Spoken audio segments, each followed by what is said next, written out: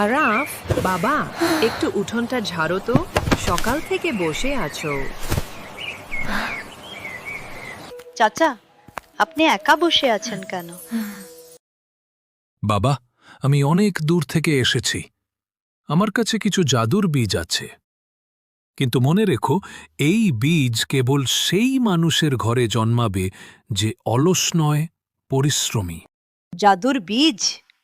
ঠিক আছে চাচা, দিন তো দেখি, আমি চেষ্টা করব। এই কি? এটা কিসের বীজ বাবা? জাদুর বীজ মা, বুড়ো চাচা দিয়েছেন, কিন্তু রোপণ করতে ইচ্ছে করছে না আজ। ওকে, আমি কাল করব। দিন গেল, কিন্তু আরাফ বীজগুলো লাগালো না। ওগুলো ধীরে ধীরে শুকিয়ে গেল।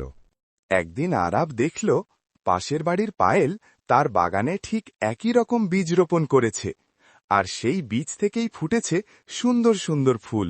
যত দেরি করবে তত সুযোগ হারাবে আরাফ ভাই।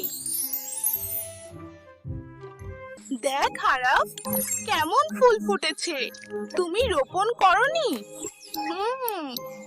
না, আমি ভেবেছিলাম পরে করব। পায়েলের বাগান দেখে আরাফের মন খুব খারাপ হয়ে গেল। সে বুঝতে পারল অলসতা তাকে বড় একটা সুযোগ থেকে দূরে সরিয়ে দিয়েছে। আমি যদি তখনই বীজ লাগাতাম, আজ আমারও এমন বাগান হতো। সেদিন থেকেই আরাফ সিদ্ধান্ত নিল আর দেরি নয়। সে নিয়মিত পরিশ্রম করতে লাগল, যত্ন নিতে শুরু করল নিজের বাগানের। এই তো আমার ছেলে, পরিশ্রম করলে আল্লাহ অবশ্যই ফল দেন। কয়েকদিন পর আরাফের বাগান ভরে উঠল সবুজ গাছ আর রঙিন ফুলে। আরাফ বুঝে গেল পরিশ্রমী সাফল্যের আসল চাবিকাঠি। মা, দেখো, আমার বাগানেও ফুল ফুটেছে।